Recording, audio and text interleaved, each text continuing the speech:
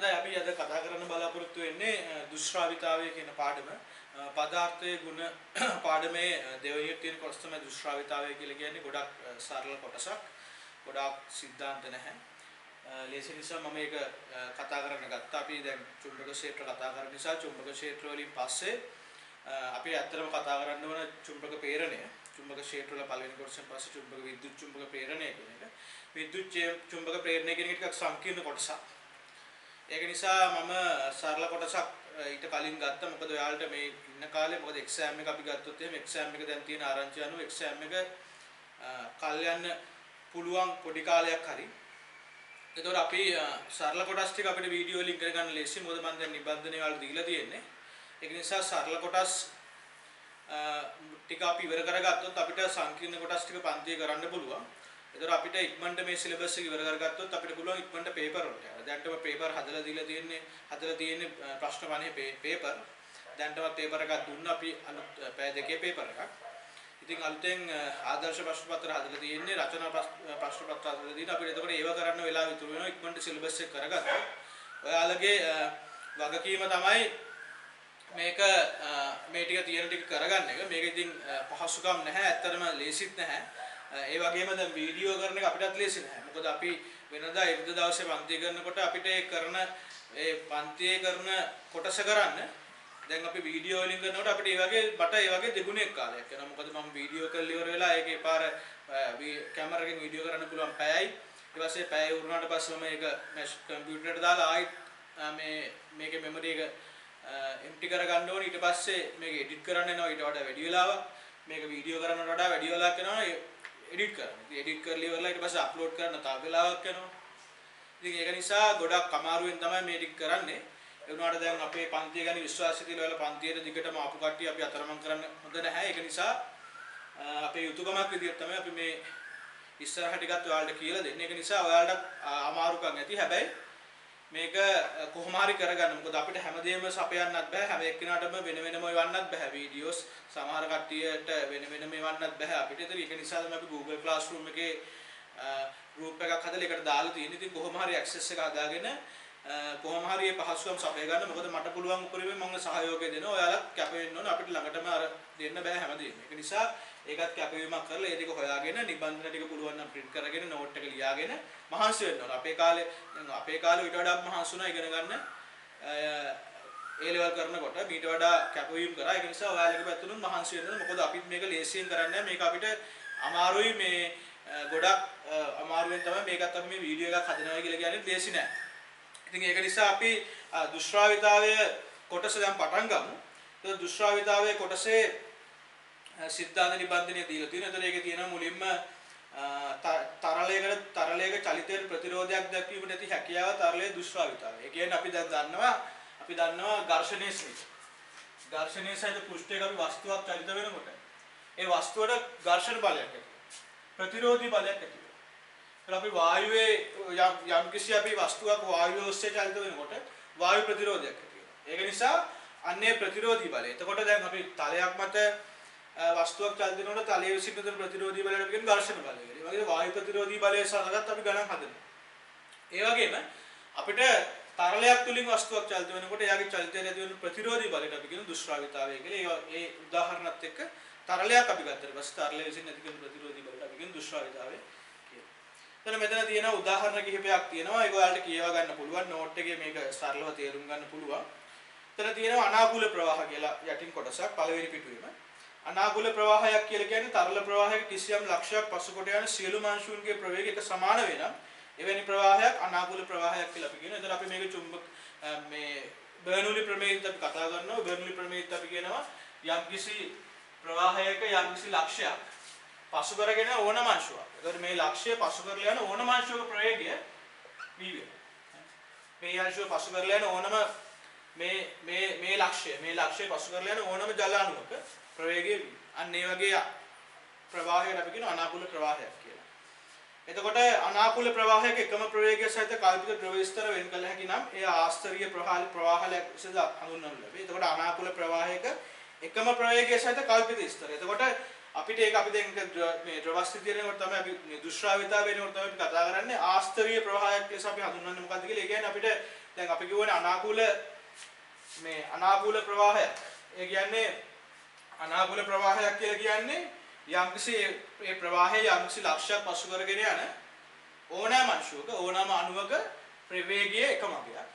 එතකොට අපි දුෂ්‍රාවිතාවේදී මේ අනාකූල ප්‍රවාහයත් එක්ක ආස්තරීය ප්‍රවාහයක් කියන එක අපි කතා කරනවා. එතකොට මෙතන මෙතන මේ ඇදලා තියෙන අනාකූල ප්‍රවාහය යට තියෙන තලයක් මත අනාකූල ප්‍රවාහය. එතකොට තලයක් මත ඇති වෙන අනාකූල ප්‍රවාහය අපි ගන්නකොට තලයක් මත මේ වගේ අනාකූල ප්‍රවාහ තට්ටු තියෙනවා. ඒතර උඩම තට්ටුවේ වේගය මේ දක්වලා තියෙනවා. ඒක අපි V1 කියලා ගන්න පුළුවන්. මේක V2, මේක V3, මේක V4. එතකොට අපි ගත්තොත් එහෙම මෙයාගේ මේ තලය මේක තමයි තලය. මේ තියෙන තලය මේ තලයේ ඉඳන් උඩට යන්න ද්‍රව ආස්තරවල. ඒ කියන්නේ ද්‍රව තට්ටුවල. දැන් මේ උඩට දැන් මේ තට්ටුවේ ප්‍රවේගය V1. මේ තට්ටුවේ ප්‍රවේගය V2. එතකොට දැන් මේ ප්‍රවාහයේ ඉඳන් ලම්බක දුර. එතකොට දැන් මේක තමයි තලය. මේ තලයට ලම්බකව අපි දැන් ප්‍රවාහය මේ පැත්තට තමයි චලිත වෙන්නේ. එතකොට අපි මේ තලයට ලම්බකව එක ලක්ෂ සලකලා දිනවා. මේ තලයට ලම්බකව මේ ලක්ෂ සලකුවට පස්සේ මේ ලක්ෂයේ ප්‍රවේගයට වඩා මේ ලක්ෂයේ ප්‍රවේගය වැඩි. මේ ලක්ෂයේ ප්‍රවේගයට වඩා මේ ලක්ෂයේ ප්‍රවේගය වැඩි. මේ ලක්ෂයේ ප්‍රවේගයට වඩා මේ ලක්ෂයේ ප්‍රවේගය වැඩි. එතකොට අපි තලයක් මත අනාකූල ප්‍රවාහයක් චලිත වෙනවා නම් අය අනාකූල ප්‍රවාහයේ වේගය වෙනස් වෙන්නේ මේ විදිහට. එතකොට අපිට මේ වේගය වෙනස් වෙන විදිහ මේ විදිහට ලියන්න. ඒ කියන්නේ ඒකාකාර වැඩි වෙනවා. තලයට ප්‍රවාහයට ඇති ලම්බක දුර. ඒ කියන්නේ තලයේ ඉඳන් ප්‍රවාහයට තියෙන ලම්බක දුර. මේ තමයි ලම්බක දුර. මෙහෙට ප්‍රවාහය ගලවන්නේ මේක තමයි ලම්බක දුර. මේ ලම්බක දුර වැඩි වෙන්න තරල ප්‍රවාහයේ වේගය වැඩි වෙනවා. ඒ කියන්නේ V4ට වඩා V3 වැඩි, V3ට වඩා V2 වැඩි, V2ට වඩා V1 වැඩි. එතකොට අපි මේකේ දැන් මෙතන අපි කතා කරන කල්පිත ද්‍රව ස්තර. ඒ කියන්නේ අපි මේ V1 ප්‍රවේගයේ තියෙන ස්තරය වෙන ස්තරයක් කියලා. V2 ප්‍රවේගයේ තියෙන ස්තරය වෙන ස්තරයක්. එතකොට මේක අපි ගත්තොත් එහෙනම් මේකේ හැමතැනම ප්‍රවේගය V2. මේ ස්තරයේ ප්‍රවේගය V2. මේ ස්තරයේ ප්‍රවේගය V3.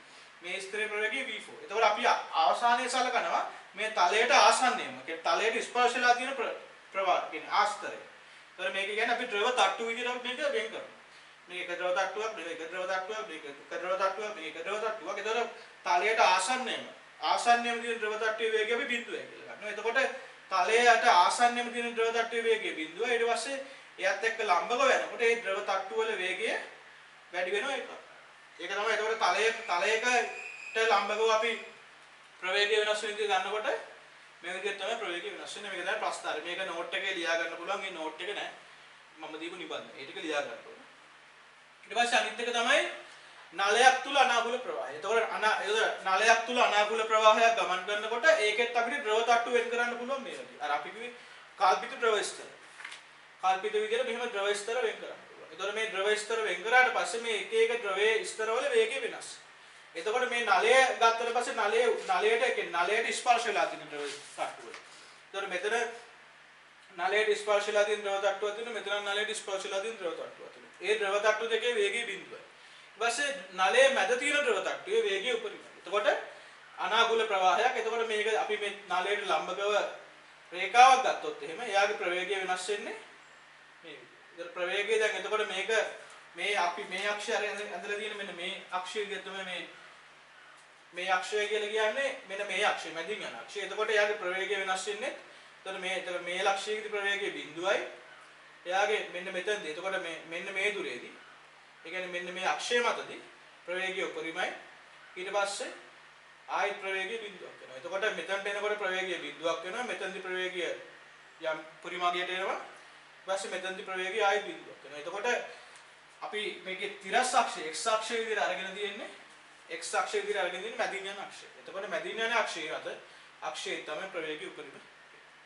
එතන මේ විදිහට තමයි ප්‍රවේගය ප්‍රවාහයෙන් ලම්බ දුරත් එක්ක වෙනස් වෙන විදිය. අපිට එතකොට ඒක නෝට් එකේ වලට ලියා ගන්න පුළුවන්.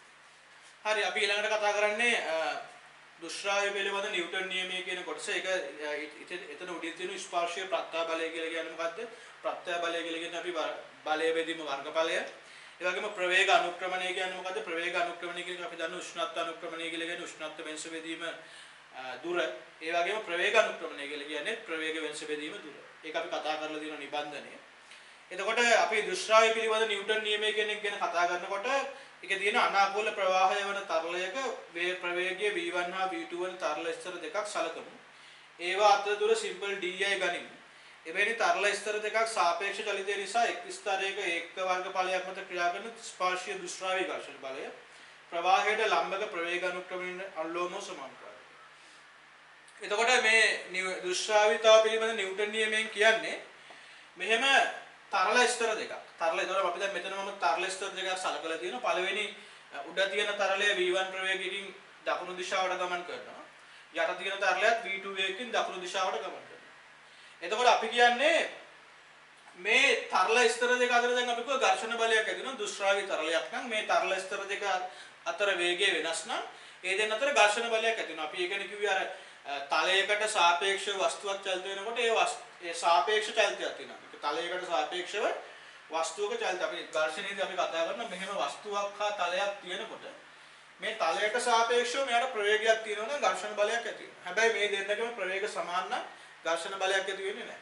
ඉතින් ඒ වගේම දැන් යට තලයට සාපේක්ෂව උඩ එක්කිනාට ප්‍රවේගයක් තියෙනවා. යට තලයට සාපේක්ෂව උඩ එක්කිනාට ප්‍රවේගයක් තියෙනවා. මොකද ප්‍රවේග දෙක වෙනස් නිසා.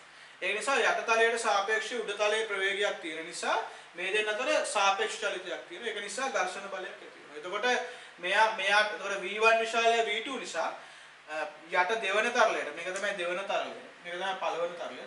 දෙවන තරලයට සාපේක්ෂව පළවෙනි තරලයට දකුණු දිශාවට ප්‍රවේගයක් තියෙනවා. v1 විශාලය v2 නිසා දෙවන තරලයට සාපේක්ෂව පළවෙනි තරලයේ වේගය මේ පැත්තට v1 ඍණ v2. මොකද දෙවන තරලයේ ප්‍රවේගය v2 නිසා අය නිශ්චල කරන අපි මේ පැත්තට v2 එකක් දානවා. එතකොට මෙයාටත් v2 එකක් දානවා. ඒක නිසා දෙවන තරලයට සාපේක්ෂව පළවෙනි තරලයේ ප්‍රවේගය දකුණු දිශාවට v1 ඍණ v2. එතකොට දෙවන තරලයට සාපේක්ෂව පළවෙනි තරලයේ ප්‍රවේගය v1 ඍණ v2 නිසා එයා දකුණු දිශාවට තියෙන නිසා එයාට ඝර්ෂණ බලයක් ඇති වෙනවා වම් පැත්තට. වම් පැත්තට එයා ඒතකොට මේ පළවෙනි තරලයේ මත ඝර්ෂණ බලය වම් පැත්තට ඇති වෙන්නේ අපි නිව්ටන්ගේ තුන්වෙනි නියමය අනුව.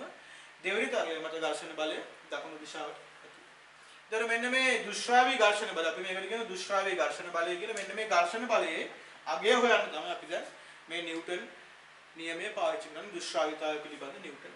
එතකොට දුෂ්ට්‍රාවීතාවය පිළිබඳ නිව්ටන් නියමයෙන් කියලා තියෙන්නේ මෙන්න මේ ඇති වෙන ඝර්ෂණ බලය මේ දෙන්න අතර ප්‍රවේග අනුක්‍රමයට සමානුපාතිකයි. ඒ කියන්නේ මෙයාට සාපේක්ෂව මෙතන ප්‍රවේග අනුක්‍රමණය කියලා කියන්නේ අතර මේ දෙන්නගේ ප්‍රවේග වෙනස බෙදන්න ඕනේ මේ දෙන්න අතර දුරෙන්. ප්‍රවේග අනුක්‍රමණය කියන්නේ ඒක. එතකොට අපිට ලියන්න පුළුවන් ප්‍රවාහයට ලම්බක ප්‍රවේග අනුක්‍රමණය. එතකොට අපි කියලා තියෙන්නේ ප්‍රවාහයට ලම්බක ප්‍රවේග අනුක්‍රමණය. එතකොට ප්‍රවාහය ගලා යන්නේ මේ පැත්තට ඊට ලම්බක දිශාවක් තියෙන ප්‍රවේග අනුක්‍රමණය තමයි අපි සලකන්නේ. එතකොට ප්‍රවාහයට ලම්බක ප්‍රවේග අනුක්‍රමණය සමානයි v1 ඍණ v2 බෙදීම d. ඒ නිසා ප්‍රවාහයට ලම්බක ප්‍රවේග අනුක්‍රමණය v1 ඍණ v2 බෙදීම සිම්පල් d. එතකොට එතකොට අපිට කියන්න පුළුවන් අපිට කිව්ව එහෙනම් මේ මත ඇතිවන බලය කියන්නේ මෙන්න මෙයා මත ඇතිවන ඒ කියන්නේ දුෂ්ට්‍රාවී ඝර්ෂණ බලය ප්‍රවාහයට ලම්බක ප්‍රවේග දෙකට. ඒ කියන්නේ මෙතන අපි කියලා තියෙන්නේ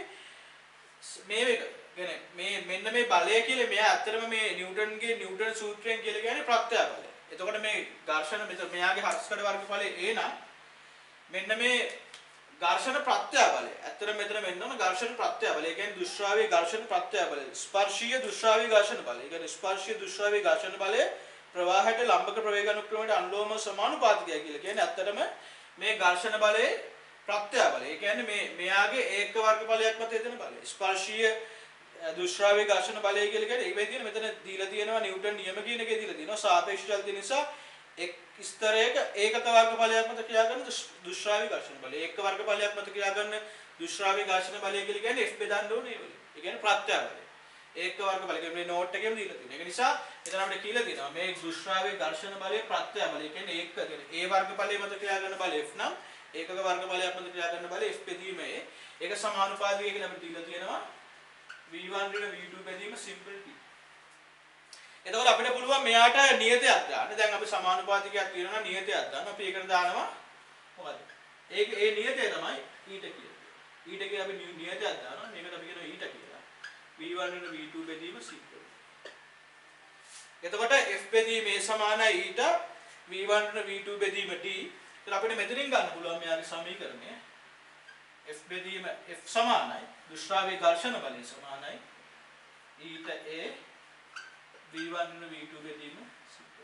ඒක නිසා මේ වගේ අපිට තරල ස්තර දෙකක් තියෙනවා නම් මේ තරල ස්තර දෙකේ වේගය v1 හා v2 නම් මේ දෙන්න අතර තියෙන ඝර්ෂණ බලය අපිට ලියන්න පුළුවන් F සමානයි ඊට a v1 v2 බෙදීම simple d කියලා. එතකොට අපිට මෙතන ඊට කියන එක කියලා දැන් අපි මෙතන බල ඒකක අපි දන්න නිව්ටන් කියලා. ඉතින් අපිට මෙතන පුළුවන් ඊට වල ඒකක හොයන්න. ඊට වල ඒකක අපිට හොයන්න පුළුවන්. මම ඒක මෙතන හදනවා ඊට වල ඒකක. ඊටහි ඒකක.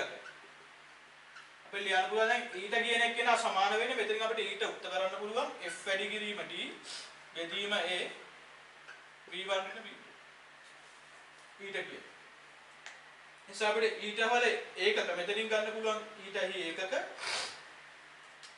ns m ඍණ 2. එතන මේ සමීකරණයෙන් අපිට පුළුවන් ඊට වල ඒකක හොයාගන්න. එතකොට මාන අපිට ගන්න පුළුවන් ml ඍණ 1යි t ඍණ 1 කියලා. ඉතින් කැමති කෙනෙක්ට මේක නිව්ටන් වලට kg ms ඍණ 2 දාලා සුළු කරලා මාන හොයන්න පුළුවන් ඊට වල.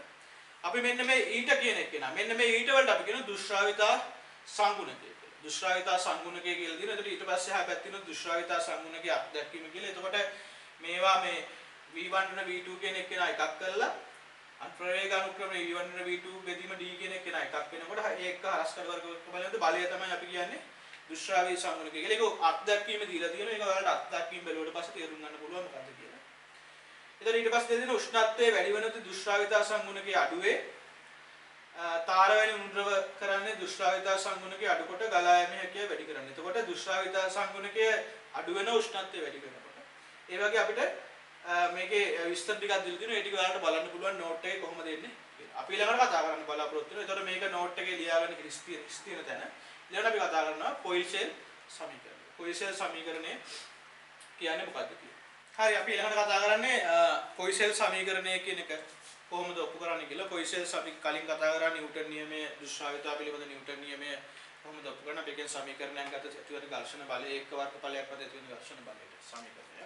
ඉතින් ඊළඟට කතා කරන්නේ පොයිසෙල් සමීකරණය. පොයිසෙල් සමීකරණයෙන් අපි ගන්නේ නලයක් තුලින් තරලයක් අනාකූලව ප්‍රවාහය වන විට තත්පරයට ගලා යන ද්‍රව පරිමාව පහත සාධක මත රඳාපවතිනවා. එතකොට අපි කියලා තියෙනවා නලයක් තුලින් තරලයක් ගලා යනවා නම් නලයේ අපි ගත්තොත් එහෙම මෙයාගේ මේ නලය තමයි මම ගන්නේ. මේ නලයේ මේ පැත්තේ මේ ලක්ෂ්‍ය පීඩනය P1 මේ ලක්ෂ්‍ය පීඩනය මම P2 කියලා ගන්නවා. එතකොට මේ නලය හරහා තත්පරයකදී ගලා යන ද්‍රව පරිමාව. එතකොට මේ නලයේ පරිමාණ ශීඝ්‍රතාවය. එතනම් පරිමාණ ශීඝ්‍රතාවය කියලා කියන්නේ තත්පරයකදී ගලා යන ද්‍රව පරිමාව.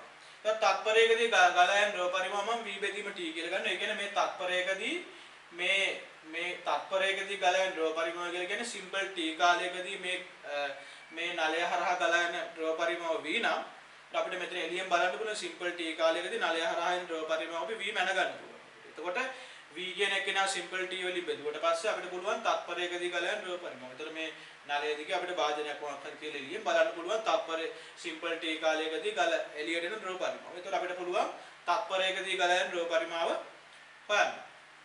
ඉතින් අපිට කියලා දෙනවා තත්පරයකදී ගලා යන ද්‍රව පරිමාව. මේ නලය හරහා තත්පරයකදී ගලා යන ද්‍රව පරිමාව අපි කොහොම මේක අසම්පීඩ්‍ය තරලයක් නම් අනිවාර්යයෙන්ම ඕනම තනක තත්පරයකදී ගලා යන ද්‍රව පරිමාව සමාන වෙනවා. අපි ඒක තමයි අර බර්නූලි ප්‍රමේයත් ගත්ත A1 සමාන A2 V2 කියලා. ඒක නිසා තත්පරයේ මේ නලය හරහා තත්පරයකදී ගලා යන ද්‍රව පරිමාව v බෙදීම t නම් මේක රඳාපවතින කියලා අපිට දීලා තියෙනවා. නලය අරය සිම්පල් A මේක අපිට දීලා තියෙන එක. නලය අරය සිම්පල් A මත රඳාපවතිනවා. තරලයේ දුෂ්ටාවිතා සංගුණකය ඊට මත රඳාපවතිනවා. ඒ වගේම නලයේ පීඩන අනුක්‍රමණය.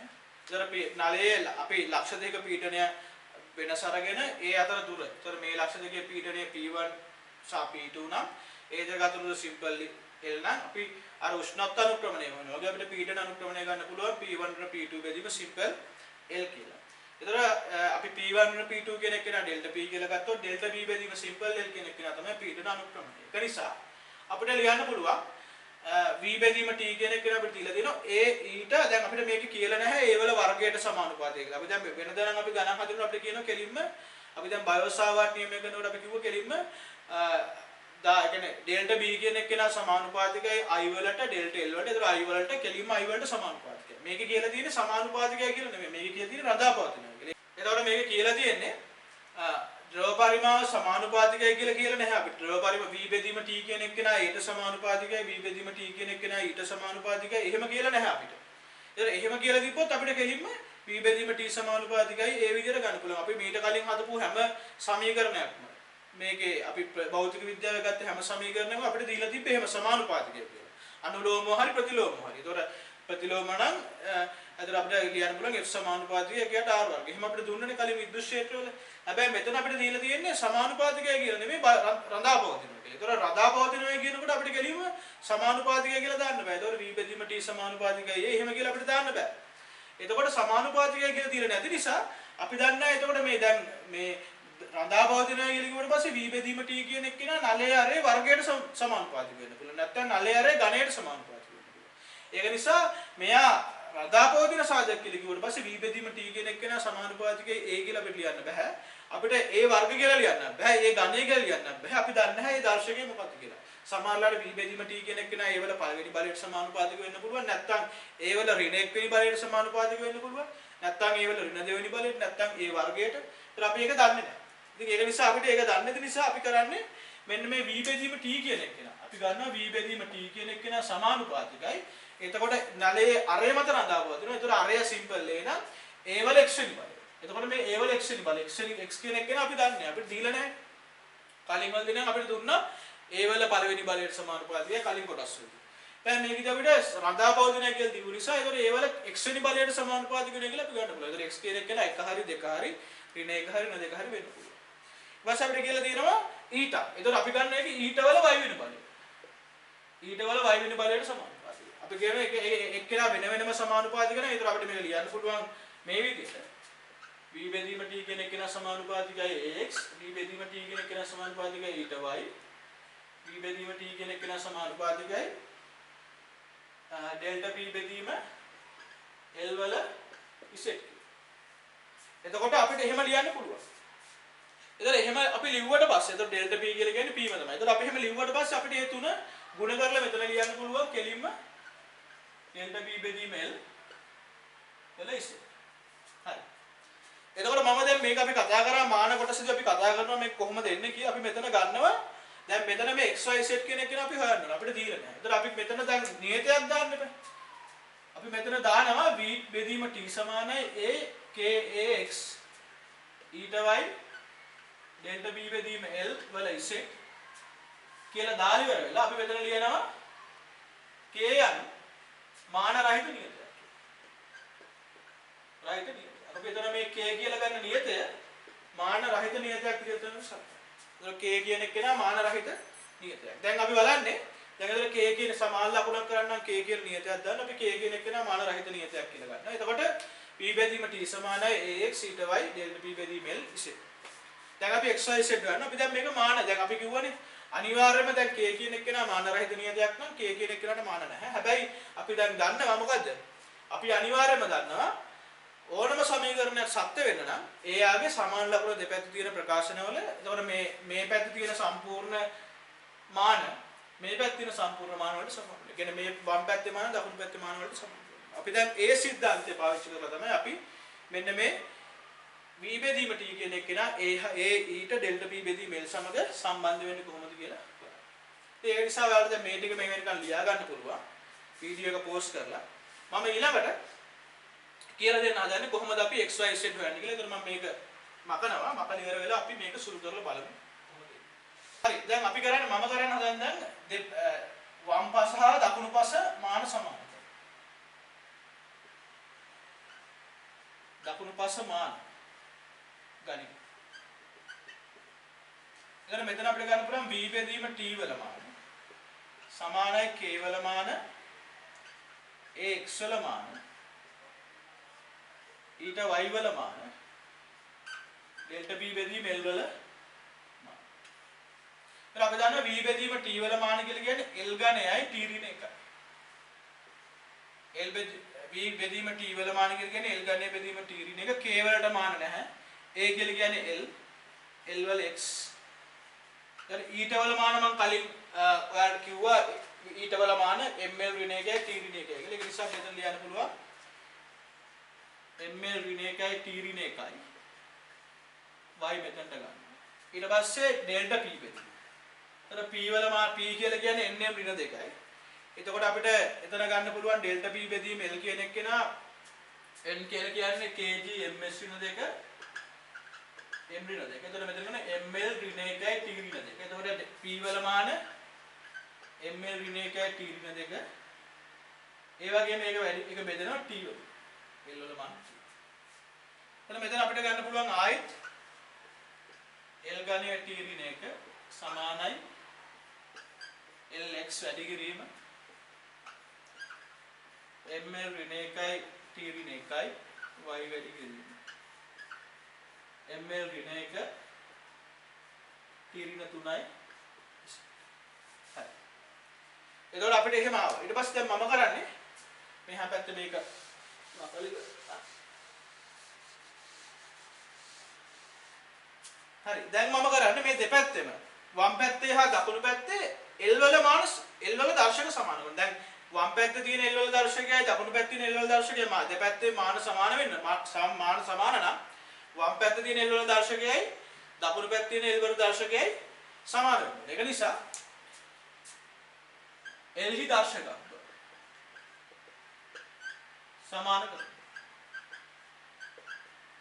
L වල දර්ශක සමාන කරනවා. එතකොට අපි L වල දර්ශක විතර මේ පැත්තේ L වල දර්ශකයේ ගණය 3යි. මේ පැත්තේ L වල වෙන x ඍණ y ඍණ z. x ඍණ y ඍණ z. එතන පළවෙනි. L වල දර්ශක. ඊට පස්සේ අපිට ගන්න පුළුවන් මෙතන අපි මෙතන මේක L වෙන්න ඕනේ. මෙතන L ඍණ දෙකක්. මොකද මෙතන L වල මාන මේ L කියලා කියන්නේ දිගක් නේ. ඒතකොට මේක L වෙන්න ඕනේ. ඒතකොට මෙතන L ඍණ 2යි T ඍණ 2යි. T ඍණ 2යි. එතකොට මෙතන එනවා ඍණ 2යි. ඍණ 2යි. ඊට පස්සේ අපි කරන්නේ M වල මාන. M හි දර්ශක සමාන කරනවා. එතකොට m වල දර්ශක ගත්තට පස්සේ වම් පැත්තේ නෑ. දැන් අපි දැන් මේ දෙපැත්ත මාන වශයෙන් සමාන නම් දර්ශකත් සමාන වෙනවා. එතකොට වම් පැත්තේ m වල දර්ශකයේ බිඳුවයි. m වල බිඳුව මේක අපිට ඕනනම් ලියන්න පුළුවන් m වල බිඳුවක්. බිඳුව කියලා කියන්නේ එකයිනේ m වල බිඳුව. එතකොට m වල දර්ශකයේ බිඳුව මේ පැත්තේ එනවා මෙතන එන y ධන z. මෙතන එන y ධන z. එතකොට y ධන z සමානයි බිඳුවයි කියලා එකක් වෙනවා. ඊට පස්සේ අපි ඊළඟට ගන්නවා t වල දර්ශක. t හි දර්ශක. t වල දර්ශක සමාන කරනකොට මෙතන එනවා t වල ඍණ 1යි. වම් පැත්තේ ඍණ 1යි t වල දර්ශක. මෙතන එනවා t වල මෙතන එනවා ඍණ y ඍණ 2යි. ඍණ y ඍණ 2යි. ඍණ y ඍණ 2යි. මේක එක සමානයි y ධන 2යි. මේක තමයි හරි මේ තුන අපි සුළු කරලා ඉවර වෙලා අපිට පුළුවන් මේ තුන සුළු කරලා ඉවරලා අපිට පුළුවන් x y z කියන එක. ඒතර මේ සමීකරණ තුන සුළු කරාට පස්සේ අපිට x y z කියන එක නායනවා x කියන එක. ඒතර මත අපිට ආව x න y ඍණ 2යි z සමානයි 3යි. y ධන z සමානයි බිඳුවයි. ඍණ y ඍණ 2යි z සමානයි ඍණ 1යි. ඒතර එක ධනක සමානයි y ධන 2යි z. ඒතර මේක සුළු කරාට පස්සේ x සමානයි 4යි. ඒතර මම සුළු කරාට පස්සේ එන්නේ කිරීම කියන x සමානයි 4යි.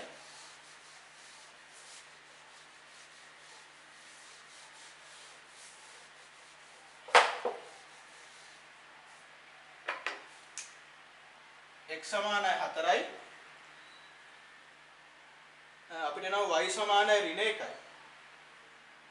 y කියන එක කෙනා ඍණ 1යි. z කියන එක කෙනා 1යි.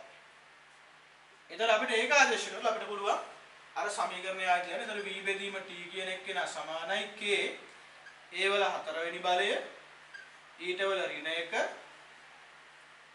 ඩෙල්ටා b බෙදීම l වල අපිට මෙතන ලියන්න පුළුවන්. ඒතකොට අපිට මෙතන k කියන එක නා. k කියන එක නා අපිට කෙලින්ම දීලා තියෙනවා මේකේ 5 බෙදීම 8යි කියලා. ඒක නිසා අපිට මෙතන ලියන්න පුළුවන්. v බෙදීම 8 සමානයි k කියන එක අපිට දීලා තියෙනවා 5 බෙදීම 8යි කියලා. a 4 ඩෙල්ටා b බෙදීම l බෙදීම 5 a 4 ඩෙල්ටා b බෙදීම 8යි ඊට. ඒතකොට මේක අපිට ලියන්න පුළුවන් v බෙදීම t සමානයි 5 A4 මේක ඩෙල්ටා P කියලා ලියන්න පුළුවන් P කියලා ලියන්න පුළුවන් ඩෙල්ටා P කියලා ලියන්න. 8යි මේක තමයි අවසාන සමීකරණය. ඒක නිසා අපිට ලියන්න පුළුවන් නලයක තත්පරයකදී ගලා යන ද්‍රව පරිමාව මේ විදිහට අපිට ඔප්පු කරන්න පුළුවන් 5A4 වැඩි කිරීම ඩෙල්ටා P බෙදීම 8යි. ඩෙල්ටා P කියලා කියන්නේ මේ දෙපැත්තේ උෂ්ණ මේ පීඩන. ඒකට මේක අපිට ඔප්පු කරන්න පුළුවන්. ඔයාලට මේ නෝට් එක ලියන ගමන් ඔප්පු කරලා බලන්න පුළුවන් කොහොමද කියලා. දැන් නෝට් එක ලියන විදිය පැහැදිලිලා තියෙනවා. අර තුන සුළු කරාට පස්සේ x සමානයි 4යි y සමානයි ඍණ 1යි z සමානයි 1යි කියලා අපිට. හරි අපි ඊළඟට කතා කරන්න බලාපොරොත්තු වෙන්නේ ස්ටොක්ගේ සමීකරණය කියන එක. ඒතකොට අපි කලින් කතා කරා පොයිසෙල්ගේ සමීකරණය. පොයිසෙල්ගේ සමීකරණ අපිට ආව v බෙදීම 8යි. ඒතර තත්පරයකදී ගලන ද්‍රව පරිමාණ නලයක් කරහා 5A4 ඩෙල් බෙදීම 8යි ඊට L කියලා. ඒතර අපි ඒකේ එහා පැත්තේ තියෙන නෝට් එකේ මෙම ඒ සමීකරණය කලින් පොයිසෙල් සමීකරණය වළංගු වීමට ප්‍රවාහය අනාකූල වෙන්න ඕන. නියත පීඩන අන්තරයක් ඇත්තේ ගලා යන්න ඕන. ඒකාකාර නලයක් වෙන්න ඕන. ඒක නිසා ඒ සිද්ධාන්තය මතක තියාගන්න ඒකාකාර නලයක් වෙන්න ඕන. අපි දැන් ඒකාකාර නල දෙකක් තිබ්බොත් එහෙම අපි මේක දානවා අවස්ථා දෙකක්. නල දෙකක් තිබ්බොත් එහෙම අපි දැන් ඒකාකාර නලයක් දර මේ නලයට වෙනම දානවා පොයිසෙල් සමීකරණය මේ නලයට වෙනම.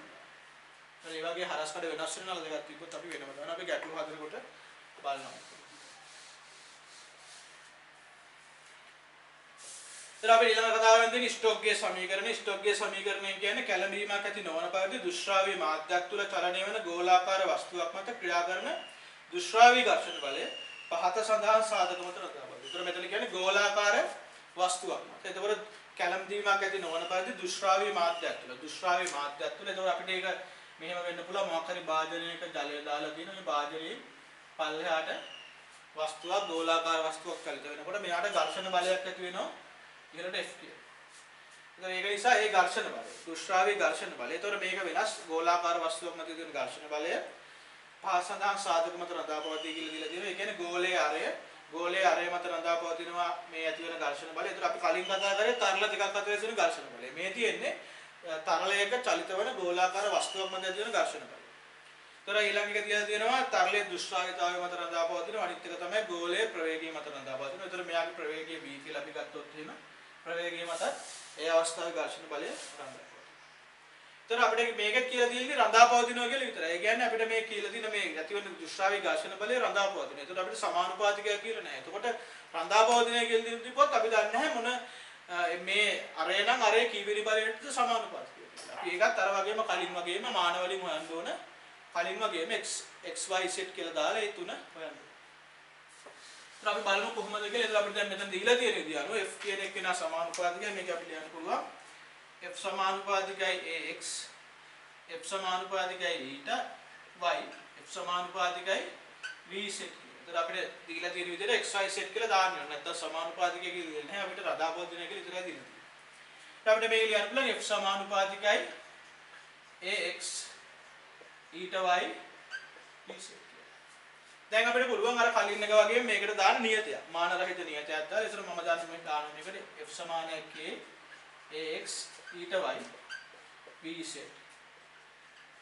k anu මාන රහිත නියතය.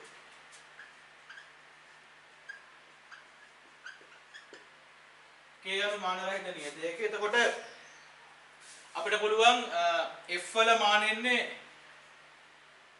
k ml t ඍණ 2යි.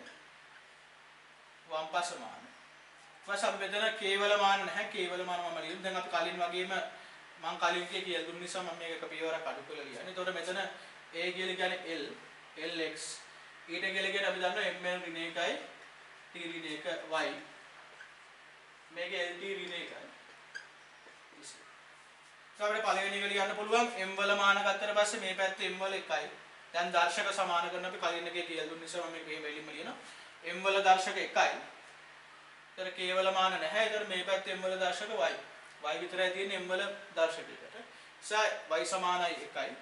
ඊපස්සේ අපි l වල දර්ශක ගන්නවා. l වල දර්ශක ගත්තට පස්සේ අපි ලියන්න පුළුවන් l වල මේ පැත්තේ 1යි තියෙන දර්ශකය. මේ පැත්තේ l වල x ඍණ y ධන x. x ඍණ y ධන x. ඒතර මේක දෙවෙනි සමීකරණය මේක පළවෙනි එක. ඒතර එක සමානයි x ඍණ y ධන z කියලා තව සමීකරණයක්. ඊට පස්සේ බලනවා t වල t වල මේ පැත්ත දර්ශකයේ වම් පැත්ත දර්ශකයේ ඍණ 2යි දකුණු පැත්ත ගත්තට පස්සේ ඍණ y ඍණ z. ඍණ y ඍණ z. එතකොට මෙතන එනවා 2 සමානයි y ධන z මේක 3. අපි දන්නවා y සමාන 1 නිසා z සමාන 1යි කියලා අපිට එනවා. මෙතන මේක y සමාන 1 ආදේශ කරාට පස්සේ z සමාන 1යි කියලා එනවා. එතකොට y සමාන 1යි z සමාන 1 නම් x සමානයි 1යි. ඒක නිසා අපිට මෙතන අවසානයේ ලියන්න පුළුවන් y සමානයි 1යි x සමානයි 1යි z සමානයි 1. මේ තුන සුළු කරාට පස්සේ ඒ විදිහට තමයි එන්නේ. ඒක නිසා අපිට ලියන්න පුළුවන්. දැන් මේ k කියන නියතය අපිට දීලා තියෙනවා 6යි 5 කියලා. ඒ නිසා අපිට ලියන්න පුළුවන් අවසානයේදී f කියන එක්කෙනා සමානයි. f කියන එක්කෙනා සමානයි x මේ තුනම එකට සමාන නිසා f කියන එක්කෙනා සමානයි 6යි 5. k කියලා කියන්නේ 6යි 5 මාන රහිත නියතය. a ඊට b. a ඊට. ඉතින් අපිට මේක ගන්න පුළුවන් ගෝලාකාර වස්තුවක් චලිත වෙනකොට යා මත ඇති වෙන බලය කියන. ඒතර අපි මේක 6i a ඊට b ඔක 6i ඊට ab කියලා දාලා මතක තියාගන්න 6i ඊට ab කියලා ලියා ගන්න පුළුවන් අවසානයේදී. එතකොට ගෝලාකාර වස්තුවක් මත ඇති වෙන බලය අපිට මේ විදිහට ලියන්න පුළුවන්.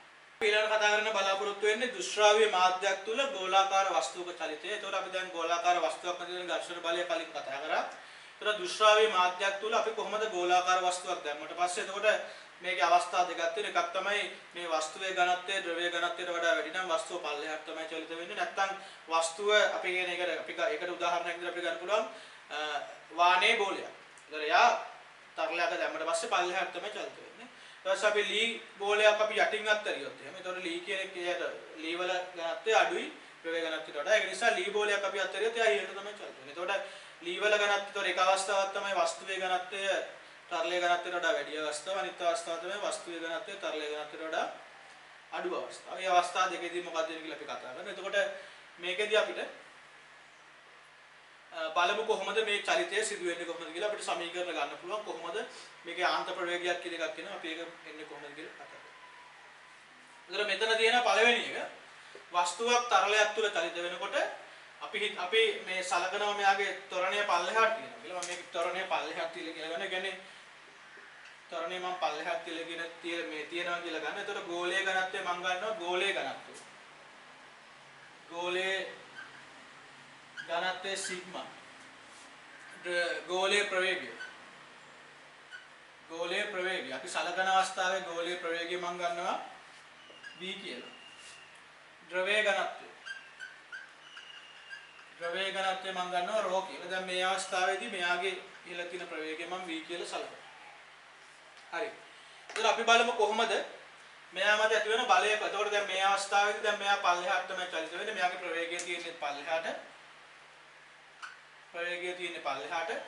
එතකොට මෙයා මත ඇති වෙන බල තියෙනවා. එතකොට එකක් තමයි මේ F කියලා කියන්නේ ඝර්ෂණ බලය. දුෂ්ශ්‍රාවී ඝර්ෂණ බලය. F කියලා කියන්නේ දුෂ්ශ්‍රාවී ඝර්ෂණ බලය. ඝර්ෂණ බලය. U කියලා කියන්නේ උඩුකුරු තෙරප. අපිට ගන්න පුළුවන් අනිත් එක mg කියලා කියන්නේ ගෝලීය බර. mg කියලා කියන්නේ ගෝලීය බර. මම ගෝලීය අරය ගන්නවා සිම්පල් a කියලා. මොකද අපිට අවසානයේදී ගෝලීය අරය සම්බන්ධ කරගන්න පුළුවන්. ඒක නිසා මම මෙතන ගන්නවා ගෝලීය අරය. ගෝලීය අරය සිම්පල් a කියලා. ගෝලීය අරය එතකොට අපිට පුළුවන් මෙයාට ලියන්න පළවෙනි සමීකරණය වෙල ලියන්න පුළුවන්. දැන් මේ අවස්ථාවේදී මගේ ප්‍රවේගය v f කියන එකේනා ත්වරණය තියෙන්නේ පල්ලෙහාට කැපිටල් F කියලා ගත්තේ ඝර්ෂණ බලය mg කියලා කියන්නේ බර. එතකොට මම මෙතන මේ අවස්ථාවේ ලියන ගෝලයට. ගෝලයට මම ලියනවා පල්ලෙහාට f සමානයි. f සමානයි. එතකොට අපිට ලියන්න පුළුවන් f කියලා කියන්නේ සංප්‍රයුක්ත බලය. එතකොට mg ඍණ f ඍණ u සමානයි සිම්පල් m වැඩි කිරීම f. f කියලා කියන්නේ ත්වරණය. එතකොට මම මෙතන mg කියන එක නා මට ලියන්න පුළුවන්. දැන් අපි මේක සම්බන්ධ කරගන්න නිසා මම mg කියන එක නා ලියනවා මෙයාගේ ඝනත්වය හා අරය ඇසුරෙන්. එතකොට මෙයාගේ මේ ගෝලයේ පරිමාව 3 4යි 5 a ගන්න. එතකොට එයාගේ ගෝලයේ ඝනත්වය සිග්මා g ඍණ f කියලා කියන්නේ දුෂ්ශ්‍රාවී ඝර්ෂණ බලය. මම ඒක ලියන්න පුළුවන් 6i 5 ඊට av. දැන් මේ අවස්ථාවේ ප්‍රවේගය v. ඒක අපි කලින් ඔප්පු කරා. පස්සේ මෙයා උඩුකුරු තරපම u කියන එක නා පරිමාව. එතකොට v rho g එන්නේ 3න් 4යි phi a ඝනය rho g සමානයි එයාගේ m කියන එක නා ලියන්න පුළුවන් ආයි 3න් 4යි phi a ඝනය sigma වැඩි කිරීම. එතන මෙතන මේ අවස්ථාවේ m කියන එක කියන m සමානයි rho v.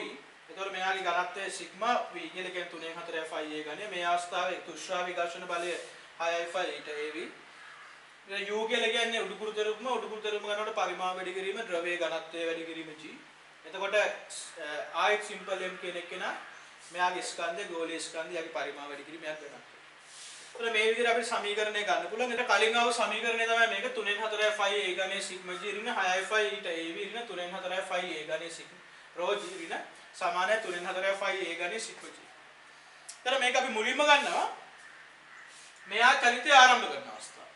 දැන් චලිතය ආරම්භ කරන අවස්ථාව. අපි දැන් පළවෙනි අවස්ථාවනේ චලිතය ආරම්භ කරන අවස්ථාව. චලිතය ආරම්භ කරන අවස්ථාවේදී මොකද වෙන්නේ? v සමානයි බිඳුව. දැන් චලිතය ආරම්භ කරන අවස්ථාවේදී v සමානයි බිඳුව නිසා මෙතන අපිට f එකක් එනවා. සිග්මා වැඩි කිරීම සිද්ධ. දැන් චලිතය ආරම්භ කරන අවස්ථාවේදී v කියන එක නා බිඳුවයි. එහෙනම් v කියන එක නා බිඳුව නම් අපිට ලියන්න පුළුවන් 6යි phi ඊට av කියන එක නා බිඳුව. එහෙනම් f සමානයි බිඳුව. එතකොට වේගයේ බිඳුව නම් දුෂ්‍රාවී ඝර්ෂණ බලය බිඳුවයි.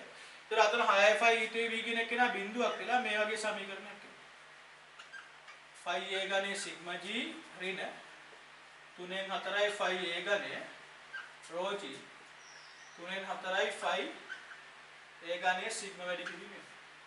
එතන මෙතන 3න් 4යි phi a ඝනය කැපිලා යන 3න්.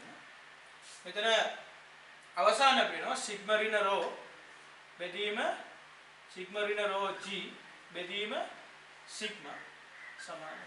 ඒ කියන්නේ මේක තමයි අපේ එක සමීකරණයක්. ඒ කියන්නේ චලිතය ආරම්භ කරන අවස්ථාවේදී. ඒ කියන්නේ අපි ගන්නේ චලිතය ආරම්භ කරන අවස්ථාවේදී වේගයේ බිඳුවක් නිසා චලිතය ආරම්භ කරන අවස්ථාවේ ත්වරණය sigma ඍණ rho බෙදීම sigma ඍණ rho g බෙදීම sigma. එතකොට අපිට මේක තමයි. එතකොට මේක sigma කියන එක නා විශාල නම්. එතකොට මේ සමීකරණය ඉන්නේ sigma විශාල නම් rho. එතන මේ ගෝලයේ පල්ලෙහාට චලිත වෙනවා. එතන ගෝලයේ ඉහළට චලිත වෙනවා නම්. එතකොට sigma එතකොට මෙතන අපිට තව එකක් ලියන්න පුළුවන්. sigma කුඩයි rho නම් f කියන එක නා සමාන වෙන්නේ rho ඍණ sigma බෙදීම sigma. එතකොට මේ දෙක මාරු වෙනවා. එතකොට එයා ඉහළට චලිත වෙන්නේ. එතකොට මෙතනදී ත්වරණය පල්ලෙහාට තියෙන්නේ මෙතනදී ත්වරණය. එතන rho sigma කුඩයි rho නම් ඒ කියන්නේ ද්‍රවයේ ඝනත්වය වෙනනම් වස්තුවේ ඝනත්වයට වඩා එහා ඉහළට චලිත වෙන ත්වරණය. එතන ඉහළට ආරම්භක ත්වරණය සමානයි. ඒ කියන්නේ පතුල ඉඳන් අත්තරියොත් ආරම්භක ත්වරණය සමානයි rho ඍණ sigma බෙදීම sigma rho ඍණ sigma g බෙදීම sigma. එතකොට මේක අවස්ථා දෙකකට අපිට ලියන්න පුළුවන්. ඉහළට චලිත වෙන අවස්ථාවයි පල්ලෙහාට චලිත වෙන අවස්ථාවයි. අපි එතකොට සමීකරණය ඔප්පු කරේ පල්ලෙහාට චලිත වෙන අවස්ථාව. rho ඍණ sigma කියලා වෙනස් වෙන එක විතරයි වෙන්නේ ඉහළට චලිත වෙන අවස්ථාව. ඊළඟ කලින් කොටසේදී අපි කතා කරා. මෙයාගේ ආරම්භක ප්‍රවේගයේ බිඳුව නම් මෙයාට මොකද්ද වෙන්නේ කියලා. එතකොට එයාගේ ආරම්භක ප්‍රවේගයේ බිඳුව නම් ඝර්ෂණ බලයේ බිඳුවක් කියලා දුෂ්‍රාවී ඝර්ෂණ බලයේ බිඳුවක් කියලා අපිට ආරම්භක ත්වරණය sigma ඍණ rho g බෙදීම sigma කියලා අපිට ආවා. දැන් අපි ඊළඟ අවස්ථාව බලන්නේ. දැන් අපිට මෙතන බලන්න පුළුවන් දැන් මෙයා පල්ලෙහාට ත්වරණයෙන් චලිත වෙන්නේ. දැන් මේ වස්තුව පල්ලෙහාට ත්වරණයෙන් තමයි චලිත වෙන්නේ. දැන් අපි දන්නවා මෙයා පල්ලෙහාට ත්වරණයෙන් චලිත වෙනවා නම් මොකද වෙන්නේ? වේගය වැඩි වෙනවා. වේගය පල්ලෙහාට යන්න වැඩි වෙනකොට මොකද වෙන්නේ? වේගය පල්ලෙහාට යන්න වැඩි වෙනකොට වේගය කියන එක නා රඳා පවතිනවා දුෂ්‍රාවී ඝර්ෂණ බලය. නිසා දුෂ්‍රාවී ඝර්ෂණ බලය කියන එක නා මත වේගය රඳා පවතිනවා. එතන වේගය මත දුෂ්‍රාවී ඝර්ෂණ බලය රඳා පවතිනවා. ඒක නිසා වේගය වැඩි වෙනකොට දුෂ්‍රාවී ඝර්ෂණ බලයත් වැඩි වෙනවා. දැන් මොකද මේක ඍණ එකක් කොටසක් විදිහින් අපි දන්නවා. දැන් අපි ගමු x ඍණ y කියලා තිබ්බොත් එහෙම x ඍණ y සමාන z කියලා තිබ්බොත් එහෙම දැන් y කියන එක නා එන්නේ වැඩි වෙන x කියන එක නා නියත වෙලා තිබිලා දැන් ආරම්භයේදී y කියන එක නා අඩුයි. හැබැයි දැන් වෙලා ටික වෙලාවක් යනකොට y කියන එක නා එන්නේ වැඩි වෙනකොට යම්කිසි අවස්ථාවක් එනවා x සමානයි y වෙන අවස්ථාව. x කියන එක නා වෙනස් වෙන තුරු y කියන එක නා වැඩි වෙනකොට යම්කිසි අවස්ථාවකදී x y ට සමාන වෙනවා. ඒ අවස්ථාවේදී x ඍණ y කියන එක නා බිඳුවක් කියලා z බිඳුවක්.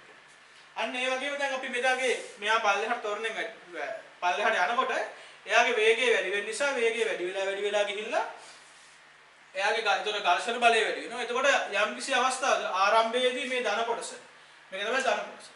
ආරම්භයේදී මේ ධන කොටසේ අගය වැඩි ඍණ කොටසේ අගයට වඩා. මේක තමයි ඍණ කොටස.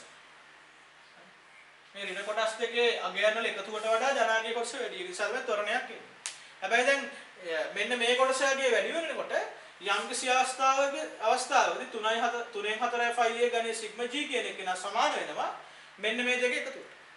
එතකොට මොකද වෙන්නේ? මේ පැත්ත බිඳුවක් වෙනවා. එතකොට යාගේ ත්වරණය බිඳුවක් වෙනවා. ඊට පස්සේ ඒ අවස්ථාවේ ත්වරණය බිඳුවක් වුණාට පස්සේ මොකද වෙන්නේ? ත්වරණය බිඳුවක් වුණාට පස්සේ ආයෙත් යාගේ දිගටම වේගය වැඩි වෙන්නේ නැහැ. ඒතර වේගය වැඩි වෙන්නේ නැත්නම් ආයෙත් ඝර්ෂණ බලය වෙනස් වෙන්නේ නැහැ. එතකොට දිගටම මේ කොටස බිඳුවක් වෙනවා. එතකොට මේ ඍණ කොටස් වල එකතුව ධන කොටසට සමාන වෙන අවස්ථාවේදී වේගය බිඳුවක් වෙන මේ ත්වරණය බිඳුවක් වෙනවා. එතකොට එයාට යම්කිසි වේගයක් තියෙනවා. අන්නේ වේගෙන් එයා දිගටම පල්ලෙහාට චලිත වෙනවා. අන්න ඒක තමයි අපි කියන්නේ ආන්ත ප්‍රවේගය කියලා. ඒකට අපි ආන්ත ප්‍රවේගය කියලා කියන්නේ. ඒතකොට ඒ අවස්ථාවට ආවට පස්සේ දිගටම ප්‍රවේගය වෙනස් වෙන්නේ නැහැ. ඒකට හේතුව තමයි ප්‍රවේගය වෙනස් වෙන්නේ නැත්නම් ඝර්ෂණ බලය වෙනස් වෙන්නේ නැහැ. ඝර්ෂණ බලය වෙනස් වෙන්නේ නැති නිසා මේ කොටසේ බිඳුව කියන එක නා මේ කොටසේ සංප්‍රයුක්ත බිඳුව කියන එක නා නියතව තියෙනවා. ඒ කියන්නේ ත්වරණයේ බිඳුවක්. ඒක නිසා ඒ අවස්ථාවට ආවට පස්සේ මෙයාගේ ත්වරණයේ බිඳුවක් කියලා ඒ අවස්ථාවේ තියෙන ප්‍රවේගයෙන් පල්ලෙහාට චලිත වෙන්න පටන් ගන්නවා. අපි ඒකට කියනවා ආන්ත ප්‍රවේගය. අපි දැන් එතකොට ආන්ත ප්‍රවේගය තමයි හොයන්නේ. ආන්ත ප්‍රවේගය කියන එක නා v නෝට් නම් අපිට ලියන්න පුළුවන් මොකද්ද? අපිට ලියන්න පුළුවන් ආන්ත ප්‍රවේගය v නෝට් නම් ආන්ත ප්‍රවේගය ලබා ගන්නවා. ආන්ත ප්‍රවේගය ලබා ගන්නා විට මොකද වෙන්නේ? F කියන එක නා බිඳුව. ත්වරණයේ බිඳුව. ආන්ත ප්‍රවේගය ලබා ගන්නා විට ත්වරණයේ බිඳුව. તો සිම්පල් F කියන එක නා බිඳුව නම් අපිට ලියන්න පුළුවන් මෙතන 3න් 4යි 5a ගණයේ සිග්මා g ඍණ 6යි 5 ඊට a v නෝට් වෙනවා. දැන් ආන්ත ප්‍රවේගය තමයි අවස්ථාවේ ප්‍රවේගය 3න් 4යි 5 a ගණයේ සමානයි බිඳුව. මේක සුළු කරාට පස්සේ අපිට අන්තිමට එනවා v නෝට් කියන එක නා සුළු කරලා බලන්න පුළුවන් v නෝට් කියන එක නා අපිට එනවා 2a වර්ග g සිග්මා ඍණ රෝ බෙදීම 9යි.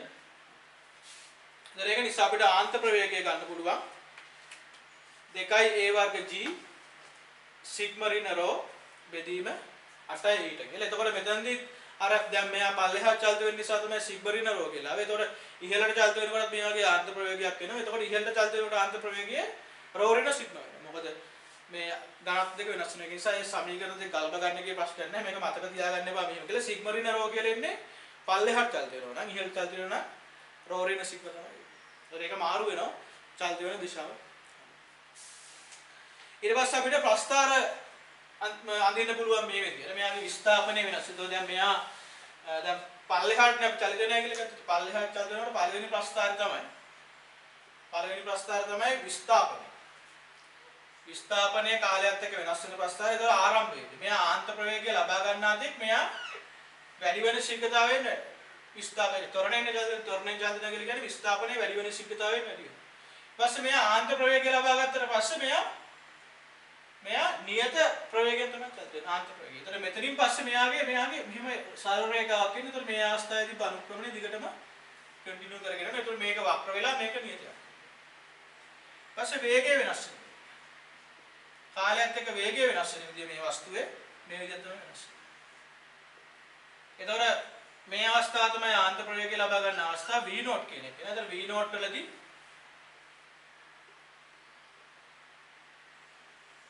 වලදී මෙයා ඊට පස්සේ මෙයාගේ වේගය නියත වෙනවා. එතකොට මෙතනදී මේ අවස්ථාව තමයි v නෝට් මේ වේගය v නෝට්. එතකොට ආන්ත ප්‍රවේගය ලබා ගන්න පස්සේ යාගේ ප්‍රවේගය නියතයි. ඊට පස්සේ අපිට බලන්න පුළුවන් ත්වරණය වෙනස් වෙන්නේ කොහොමද කියලා. එතකොට දැන් මේ සමීකරණය ලියා ගන්න පුළුවන්. ඊපස්සේ ත්වරණය වෙනස් වෙන්නේ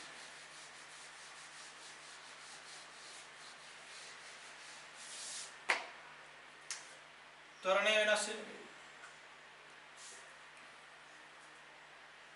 ත්වරණය මේ වෙනස් වෙනවා. ත්වරණය නියත ත්වරණයක් නෙමෙයි තියෙන්නේ. මෙහෙම ත්වරණය අඩු වෙගෙන ඇවිල්ලා ආන්ත ප්‍රවේගය ලබා ගන්න අවස්ථාවේ ත්වරණය බිඳුවක් වෙනවා. ඒ කියන්නේ මෙන්න මේ සිම්පල් t නම් මේක කාලය මේක සිම්පල් t නම් සිම්පල් t කාලෙදී ත්වරණය බිඳුවක් වෙනවා ආන්ත ප්‍රවේගය ලබා ගන්න අවස්ථාවේදී.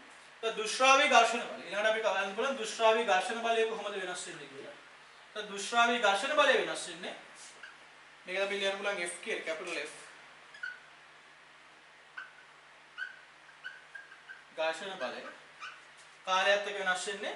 ඒකත් වෙනස් වෙන්නේ අර ප්‍රවේගය වෙනස් වෙන විදිහට තමයි වැඩි වෙගෙන ගිහිල්ලා නියතන. මොකද කැපිටල් F කියන එක නා 6යි 5 ඊට AV නිසා කැපිටල් F කියන එක නා සමානුපාතිකයි B. ඒ නිසා ප්‍රවේගයේ කාලයත් එක්ක වෙනස් වෙන විදිහම තමයි දුෂ්‍රාවී ඝර්ෂණ බලයත් කාලයත් එක්ක වෙනස් වෙන. අපි දුන්න හෝම්වර්ක් ටියුට් එක මේක අහලා තිබ්බා. ඒතර මේ ප්‍රස්ථාර හතරත් අරක ඔප්පු කරාට පස්සේ අර ආන්ත ප්‍රවේගයේ සමීකරණය ඔප්පු කරාට පස්සේ අර මේ ප්‍රස්ථාර හතරත් ඇඳ ගන්න පුළුවන්. එතනින් දුෂ්‍රාවිතාවේ සිද්ධාන්ත ටික ඉවරයි. අපිට එතකොට මේ අපේ සමීකරණ නිව්ටන් නියම වලින් සමීකරණ නිව්ටන් නියමයකට එක සමීකරණය, පොයිසෙල් සමීකරණය, ස්ටොක්ස් සමීකරණය, ඊට පස්සේ ආන්ත ප්‍රවේගයේ සමීකරණය, ආරම්භක අවස්ථාවේ ත්වරණය සමීකරණ අපි කීපයක් මෙතනකට ඒ සම්බන්ධ කරලා අපි ගැටලු ඊළඟ විස්තර තමයි තියෙන්නේ. අපි එතකොට ඊළඟ කොටස කතා කරමු ගැටලු විස්තර කරනවා කියලා. එතකොට ඔයාලට පුළුවන් මේක නෝට් එක ලියා ගන්න. නෝට් එකේ ඉතුරු මම නිබන්ධනය දීලා තියෙන්නේ print කරපු එක. එතකොට ඒකේ ස්ථාන තියෙන තැන්වල මේ නෝට් එක ලියා ගන්න. එතකොට තවත් මේක තියෙනවා.